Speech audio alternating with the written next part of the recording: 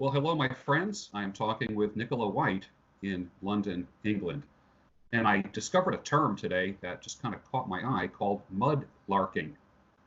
I had no idea what mudlarking was. I did a little research, pointed and clicked around the web, and I discovered this wonderful lady with this incredible hobby that has turned into a thing.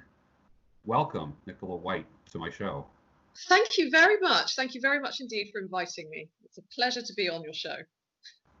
How in the world did you start mudlarking, and how long have you known about it?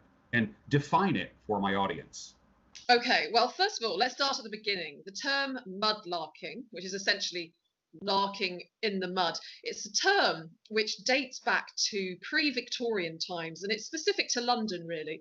And it's when very young children, very poor children, very old ladies, old people, they used to be found at low tide down on the Thames, because the Thames is a tidal river, searching around in the mud for anything they could to sell, really, to make some money to eat, because they were extremely poor, these people. So they might be looking for bits of rope, bits of metal, bits of coal, things that fell off the barges and things like that, to feed their families. So now the modern day mudlark, where of course we're not looking for things to sell to feed our families, at least most of them aren't, I don't think. And we are looking for history at low tide on the River Thames, because the Thames is a tidal river. We're very lucky. And when the tide goes out, it leaves little pieces of history which we're looking for, to study and find. It's an absolutely fascinating pastime. It reminds me of uh, on some of the beaches here in America, they they call it beach combing. You go out Yeah, early in the morning and you see what the tide has brought in, whether it be shells or um, various types of colored glass that have been polished by the sand. And it can be fun. You never know what you're going to find, but watching some of your videos, some of these finds are amazing. Tell me about some of the things that you have found. well, you never know what you're going to find down on the River Thames. The fact that it's been through, I mean, it flows right through the centre of London, and with London being such a busy place, and it has been for centuries, and all the different people that have lived along its banks, and it's also been used as a rubbish receptacle. People have lost things in it, thrown things away. So there's just a huge amount of things to find, dating right back to Roman times, well, before even, because we find fossils and all sorts. But from Roman to Georgian, Victorian, Celtic, Iron Age. There's so many things to find. So, gosh, you can find coins, old bottles, medals, jewelry, rings, pottery, clay pipes in abundance. There's just so many different things you can find. I think that's the beauty of it. You go down there and you just don't know what you're going to find, what's going to be in store for you. But the favourite finds really are those that you can link to somebody from the past. If you find something with a name on it, or some kind of identifying mark that you can then research, and it takes you on a journey of discovery. I find that fascinating because I have a few tobacco pipes of my own. One is from, I believe, 1903. Okay. And the thing with pipes that I like to talk about, like I don't believe inanimate objects have spirits or anything like that, but they have No. stories. They have a Yeah. story. And I think about when I puff on a pipe, if I get bad news, I fire up a pipe. If I have to think through something and make a choice between two or three things, I come to a fork in the road. I might literally fire up a pipe for a half hour, 30 minutes, and just ponder. And this old pipe that I have from 1903, I think about, did that man have it while he was fighting in World War One? Did it go through World War Two? Did it go through World War Three? Did he grieve the loss of somebody while smoking that pipe? Did he celebrate the birth of a child with that pipe? So I like to say that these things tell stories. And I look at some of the things that you have pulled out of the mud in that river and the stories they could tell if they could Yeah. talk. It's the stories that are particularly they really draw you in. I mean, and going back to the pipes, I mean, I've got some here with me. I mean, this one here, for example, this is a lovely a mid 1700s pipe. It's probably from about 1750. So again, the thing is about a pipe that you find in the mud, the chances are that the last person who touched it before me picking it out of the mud is the person who was smoking it, Yes. what, 1750, so what's that, what, 250, 270 odd years ago? My maths isn't Yes. very good. So it's that, you think about it and you think, wow, who smoked this pipe and what were they thinking? And also I often find very old tobacco still at the bottom, which is all protected under the Thames mud. So Wow. often you find the little plug of tobacco in the bottom. And some of the pipes, the more recent ones, like that's a late 1800s pipe, they have the maker's mark on, so you can also then find out about the person who made them. Yes. And I've uncovered some really great stories of some of the clay pipe makers, because they were very, very poor as well, most clay pipe makers, because there were so many people making clay pipes. It was a very, very competitive job to do. So many of them spent time in workhouses, and again, it's you can go down so many rabbit holes with it.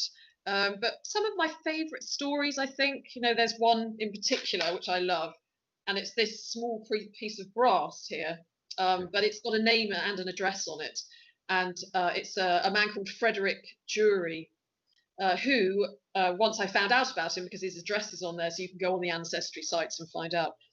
It transpires he was born in 1873, and he went over to Australia to join up with the Australian Imperial Force, the army over there, and then came back and fought in the trenches in World War One. And I followed this whole army career. Then when he came back to London, and then found his grave when he died in 1930, I think, before World War Two. So, just a simple thing like that, which when you look at it doesn't look very much at all, can open up this big storybook, which for me is way more exciting and special than finding, coins. I mean, I'm not going to say no to a coin, but Right. finding something like that is much more intriguing. That's fascinating. When you said what his date of birth was, I instantly got goosebumps. I just thought, wow, that's a snapshot of the past. Wow. Yeah. Yeah, it really is. And what was nice about that as well is that he never had any children of his own. And so, the thing is, when he died, I mean, there was nobody to tell his story anymore. He was just essentially gone, really. But, finding that, and then finding where he was buried and finding out about him, I was able to write about him and tell the story. And now loads of people have heard about him. So it's like bringing these people back to life again for a bit and sort of telling their story, which is something that I'm really passionate about. Because I think we all leave a story when we leave this earth, and it's like, what's your story? It's great to find people's stories. I find it fascinating. I frequently talk about leaving a legacy, and because we really don't leave anything else when you think about it. No. I was thinking about my grandfather, who passed away in the 80s, and for 10 years I thought of him every day. After 10 years I thought of him a few times a week. Now I think about him once a week. When I'm gone, my children, who never met him, may never know anything about him. So Yeah, that's right. here is this man. You uncovered one little link to the Mm. past, forgotten. Now people know him. They know what his life was, his values were, where he went, where he ended up. Fascinating. Yeah, it is. There's something, I think, maybe it's because we like that connection, don't we, with the past. I think it's reassuring, I think, to have some kind of connection with the people in the past, like that, to learn about them, how they lived, what they did. I do wonder that if somebody found something that I lose, like maybe in 200, 300 years time, and they found out about me, I sometimes wonder, what will they find out about me? What's the story that they're going to uncover? Yes. What are some of the materials of, obviously you have found things made of clay, things made of metal, things made of lead. Tell me about the different textiles and materials that you have found over the years. Well, found quite a few things made of bone, for example. I mean, I have a Roman hairpin made out of bone, and also some gaming counters, probably Roman as well, made out of bone, and bones in general. I found two human jawbones during my time mudlarking, which, when you find human remains, you obviously report them to the police. But the ones that I found were dated back to the about the 1700s, so then of course you wonder where they came from. Of course, could be any story really. I found them not very far from where these prison hulks were moored up from the 1700s to the mid 19th century. So I always wondered whether maybe it was a prisoner on the prison hulks. Thing is, it gets your imagination going, trying to work out these things. Yes. So there's bone, like you say, clay, lots of pottery as well. I mean, pottery I've got dating right back from Iron Age all the way up through really Roman, Victorian, Tudor pottery. Glass as well. One of my favourite finds is a beautiful onion bottle, beautiful bottle that would have held brandy or wine in it. So yeah, glass, leather, of course. You find old shoes, very very old shoes and buckles and things like that. There is just no end really. Ivory. I mean, because when ivory was around, people used to carve little things. Beads, so porcelain beads. Yeah, the list goes on. So do you have a strainer of some type where you'll scoop up mud and then strain and see what's left in the screen? Do you ever do that? No, I never do that. I just I go down to the river and I search by eye. I've got a trowel which I use. I've got a permit. You have to have a permit to go mudlarking from the Why is Port of that? London. Because, well, there's many reasons. It's because, well, the Port of London Authority owns the foreshore along with the Crown Estate.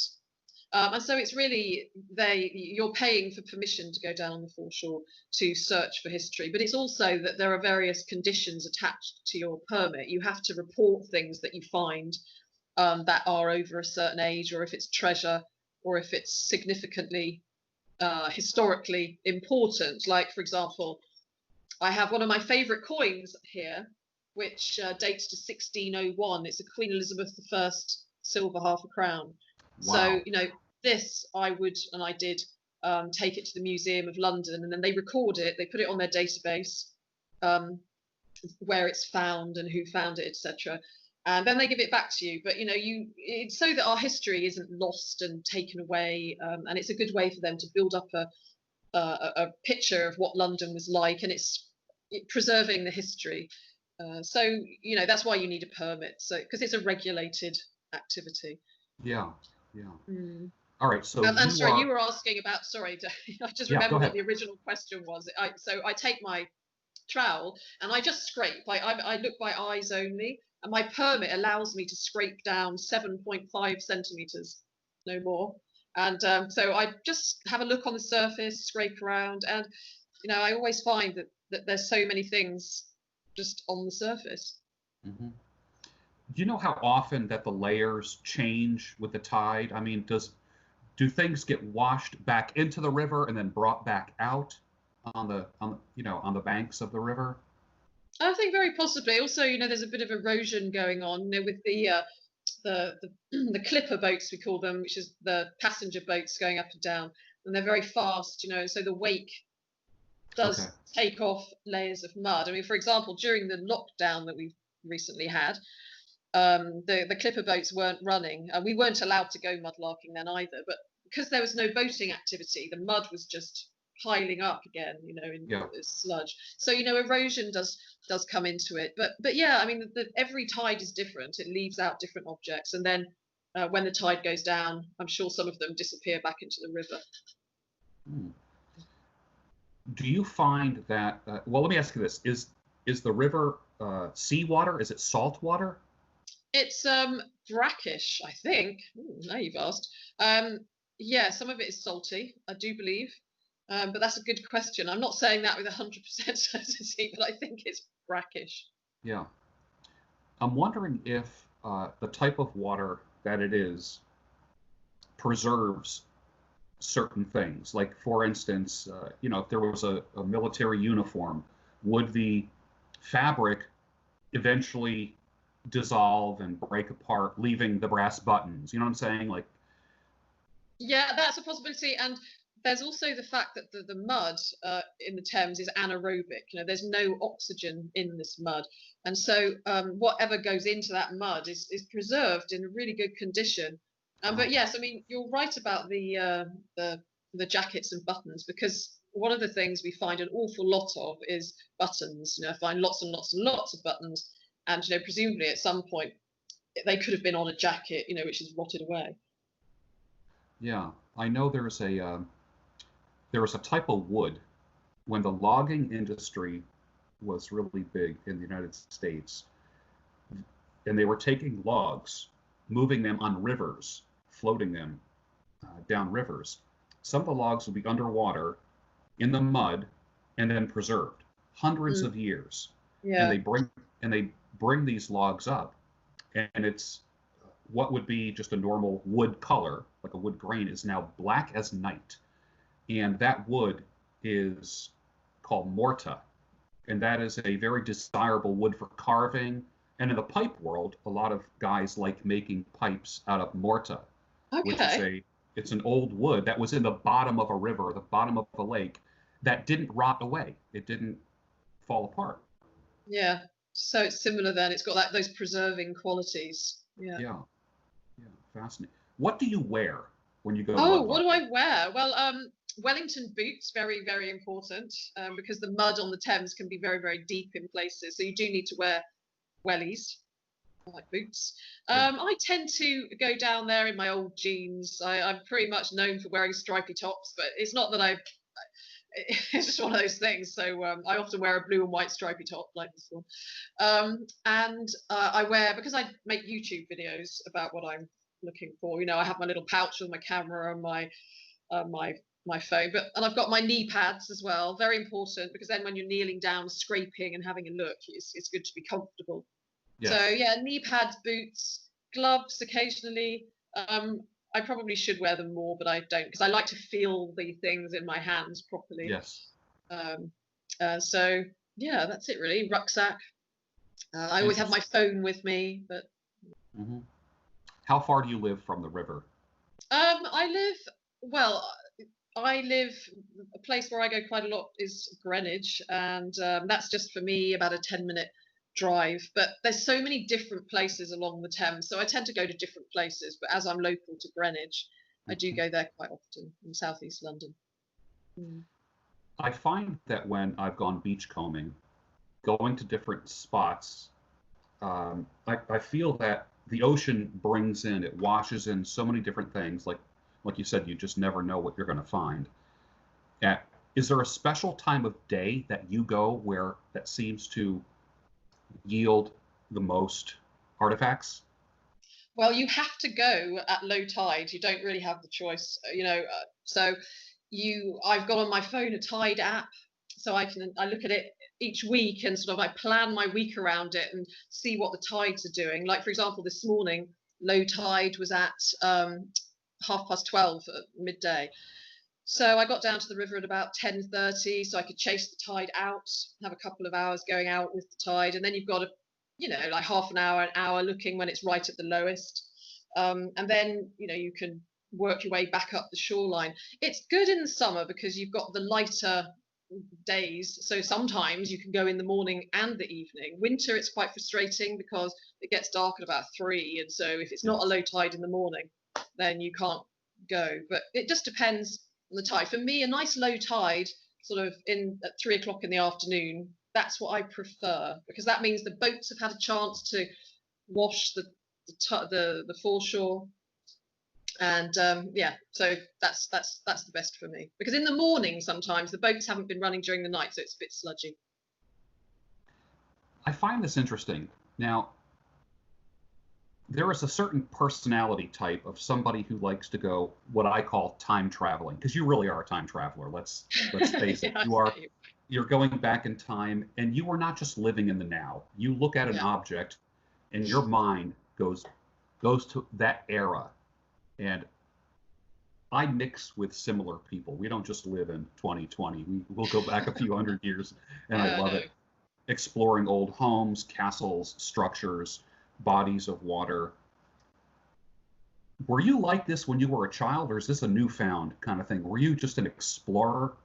Oh, I've always been an explorer, and ever since I was very, very young, I've always been an explorer, and I think I always will be. I grew up reading famous five books by Enid Blyton, and that's just right up my street. I mean, I love going out wild camping and exploring old forts and things like that. It's just what makes me really excited. I think I've just remained a bit of a kid really in that sense. But I'm just really fascinated in how people used to live and the history of things that are just now empty and deserted. I just love to find out about the people that used to be there. The things that they've lost. It's just a real passion, Yeah, obsession, maybe. yeah. Is now for me when I do magnet fishing and I do my exploring. For me, when I've taken people along Yeah. and I've tried to explain to them how fun it is, and I look at their faces and they're just like, okay, are you done yet? And if they don't have that same passion, I feel like I'm boring them, and then I feel like I got to rush.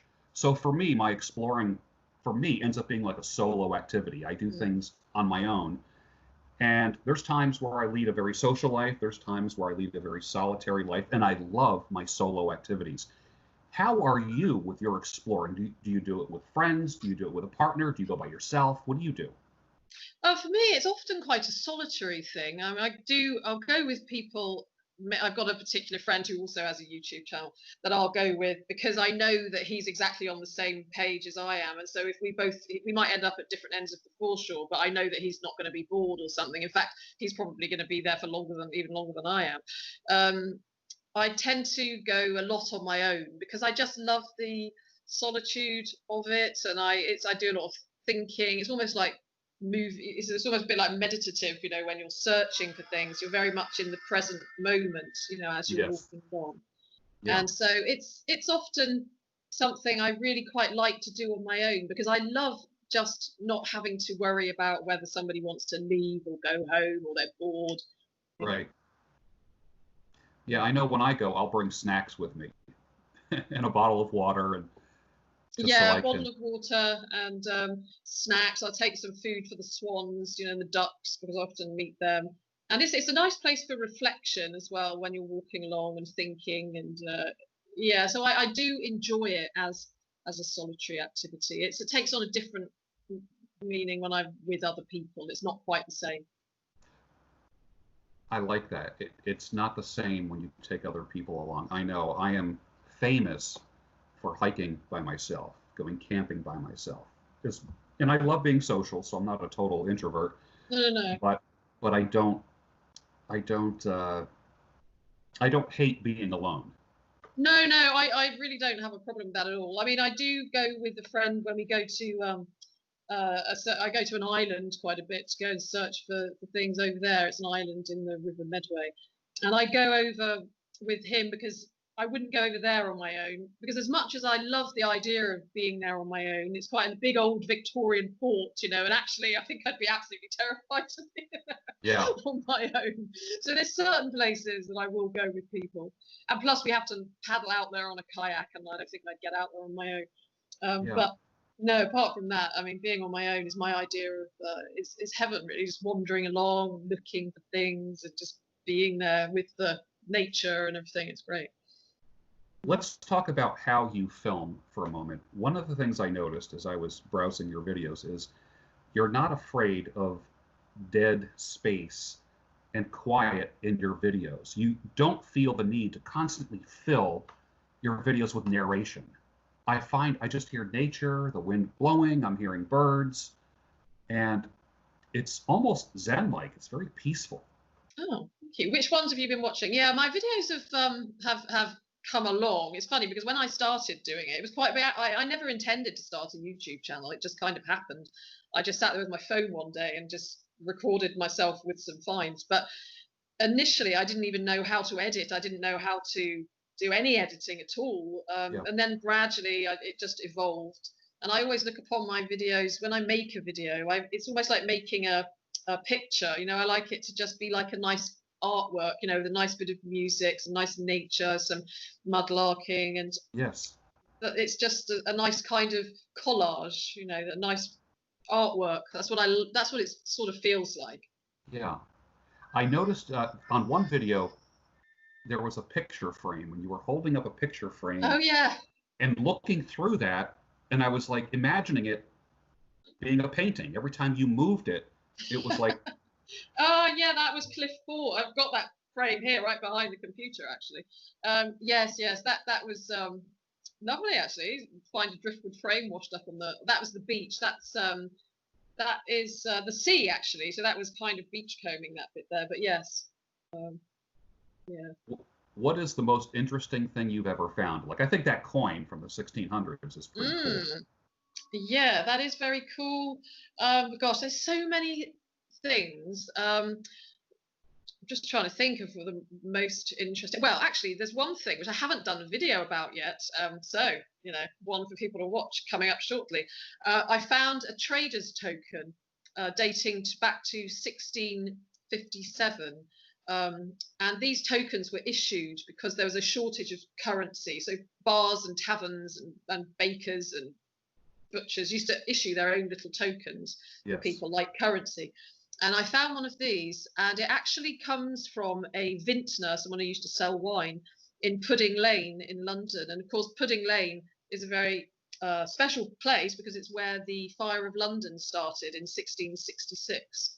So this person, who was called Brian Appleby, um, issued this token, and I know he did survive the Great Fire of London because I've seen records of him since, afterwards. But the fact that I found this from a shop which could have been a few doors down from the baker where the Great Fire of London started, I mean, that is just fascinating.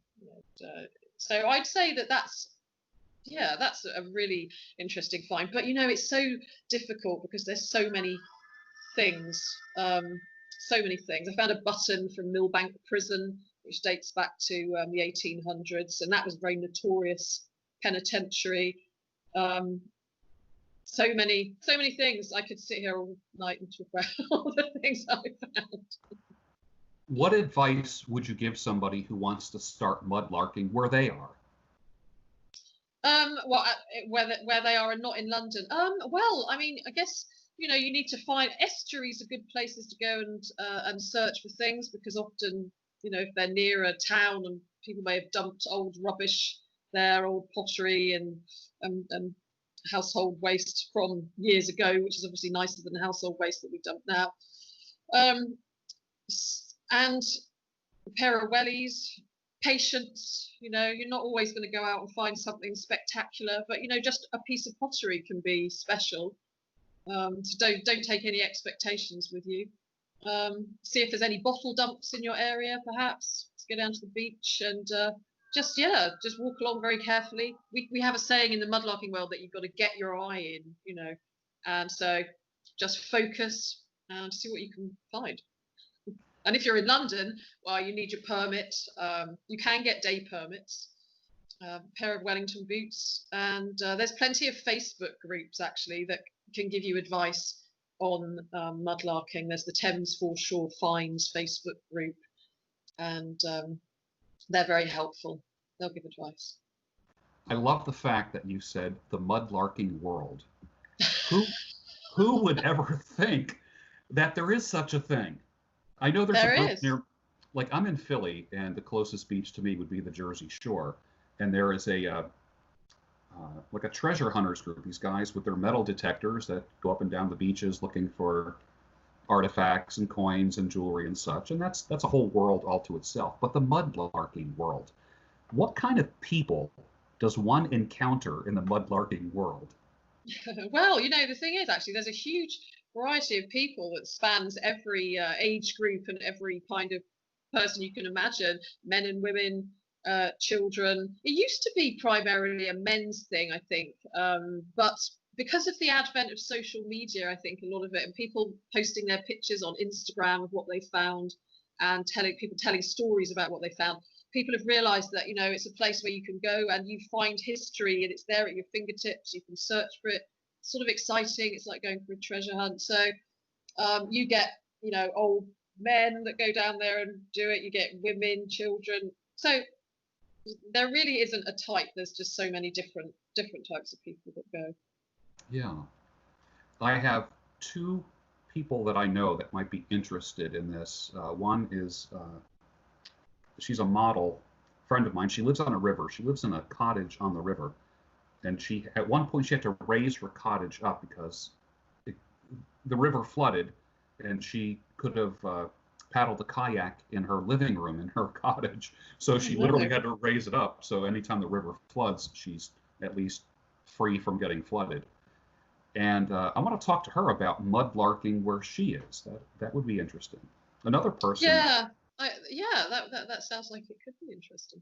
Yeah, another person would be Anna Breeze, who I got to know through, I forget if it was through Twitter or YouTube, former BBC reporter, and she loves talking to people about things. And she's an investigative reporter, usually with hardcore breaking news about things and revealing, bombshell news kind of stuff. But this kind of thing, I think you guys would have a great conversation. So I might refer her over to you. You might get a note from her. Well, it's been absolutely fascinating talking to you. And you too. And I'm going to be following you. And I feel like I'm part of the mudlarking world without, like I'm an unofficial member because I think do you it. are. Yes, welcome to the world of mudlarking. I love it. I love it. I absolutely do. Well, I became an instant fan when I looked at your work, and I thought it was interesting. I like your video style, your editing style. I love your respect and wonder of the past. And the only thing I can think is that you truly are a time traveler. I love it. How can people find you?